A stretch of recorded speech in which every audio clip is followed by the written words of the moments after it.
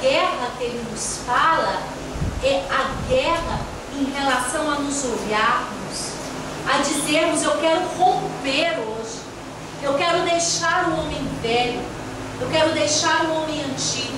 E naquele momento era um momento de escolha. Jesus estava ali e dizia: o caminho é o amor, o caminho é a caridade, o caminho é o desprendimento dos bens terrenos, o caminho é o perdão, é o estender a mão para o outro. Rompa com aquilo que você foi criado, em toda aquela lei, em todo aquele momento social do qual você cresceu. Rompa com os vícios do seu espírito e desperte. Essa divisão é uma divisão para nós. E muitos pegaram essa espada porque eles romperam.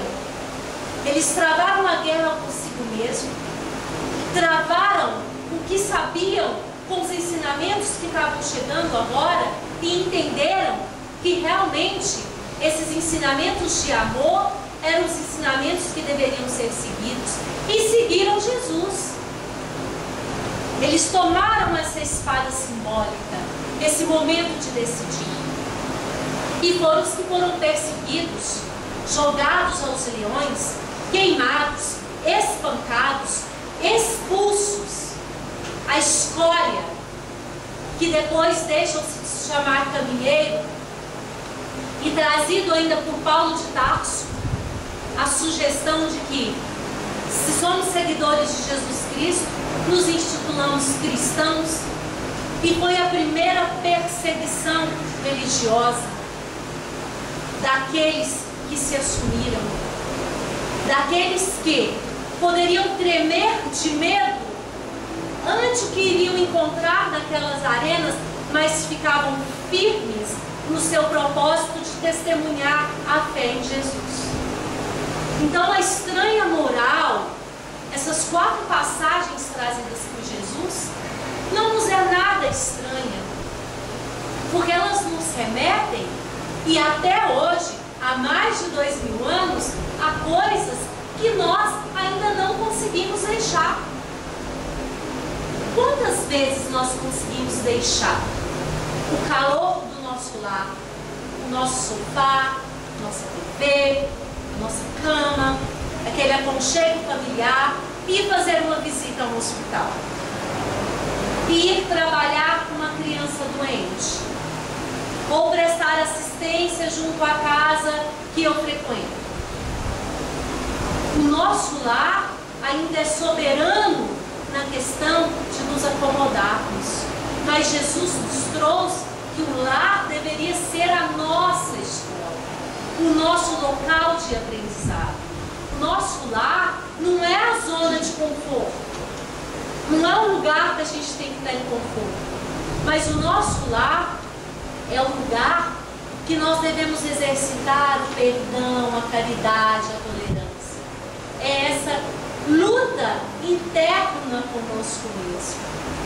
O nosso lar é o amar menos as coisas físicas e amar mais as coisas do Espírito. Jesus, quando ele resumiu a lei de Moisés, ele disse assim: amarás teu Deus acima de todas as coisas, e ao próximo como a ti mesmo. Não há como eu dizer que amo ao Pai se eu não amo os meus irmãos. Não há como amar os meus irmãos se eu não amo meu Pai. E nós nos apegamos nos laços estabelecidos pela matéria, e nos esquecemos que os nossos laços são os espirituais. Condição de pai e mãe, filho, filha, tio, aquele que eu não gosto, isso tudo pode ser revertido, porque os laços das reencarnações, eles são trabalhados para o nosso crescimento. Muitas vezes nós vamos vir em famílias afins, mas muitas vezes dentro da nossa família estão aqueles espíritos que nós somos devedores deles. Nós precisamos resgatar, nós precisamos cuidar, tratar bem, calar, perdoar. Nós estamos daí deixando de estabelecer os laços de matéria e indo para os laços de espírito. É olhar para pai, mãe, irmão, nora, sogra, enfim, todos intitulados pela sociedade, e dizer que acima de ser pai, mãe, filho, filha, primo, amigo, somos todos irmãos. Quando nós saímos dessa condição material deste planeta e voltamos para a paz espiritual e assumimos a nossa condição de espírito, assumimos a nossa condição, todos nós de irmãos, caminhando juntos. Não há nada de estranho nas passagens de Jesus, apenas dizendo que nós possamos voltar os nossos olhos para aquilo que realmente tem valor para nós. Em outra passagem de Jesus, ele diz: aonde está o teu tesouro, está o seu coração. O que realmente tem valor para nós? Esses dias aconteceu uma situação assim, até engraçada, porque hoje o espiritismo ele é bem divulgado, bem conhecido. Não somos mais tratados como seguidores do demônio, passamos a ser respeitados. Ficamos no mesmo ambiente que pastores, padres. Teve um encontro fraterno há acho que uns 2 meses atrás. Eu fui dar um curso no final de semana de um encontro fraterno de um grupo espírita, e nós ocupamos o espaço dos padres. Eles têm um colégio marista que eles fazem uma atividade lá no Mato Germano, e cederam aquele espaço ali para nós e conviveram conosco. Processo evolutivo, né? Somos todos irmãos. Mas as pessoas ainda desconhecem, quando desconhecem a nossa doutrina, desconhecem um pouco das coisas.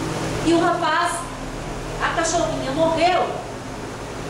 Isso foi de verdade, não estou inventando história não. A cachorrinha morreu e ele queria a sessão no centro espírita, para ver se o espírito da cachorra vinha dar um sinal de que se ele podia amar outra cachorra e a cachorra não ia ficar com ciúme. Grau de evolução, de entendimento, de compreensão.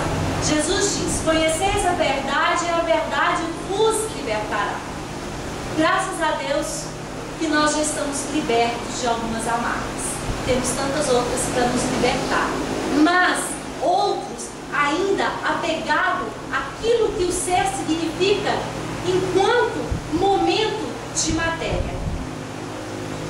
E eu não me desligo para além disso. E eu não me envolvo para além disso. E nós ficamos só com a questão da terra. E Jesus nos diz: meu reino não é deste mundo. Nos dizemos cristãos, nos dizemos espíritas e de fato somos. Se testemunhamos, aí é que a gente fraqueja de vez em quando. Mas com o nosso processo evolutivo, nós vamos dando conta de fazer o testemunho dos ensinamentos de Jesus. E para além de cristão, para além de seguidor do Cristo, nós também exemplificamos o Evangelho. O nosso grau de evolução vai nos dizendo isso. E que possamos no nosso dia a dia lembrar dessas questões nos trazidas por Jesus e dizer: onde é que está o nosso coração? Para onde que está a nossa lágrima? Para onde que está o nosso sofrimento? Para onde está o nosso desespero? Para as coisas físicas, materiais, que nós não conseguimos, ou para as questões do Espírito, que é eterno? Que Jesus nos abençoe.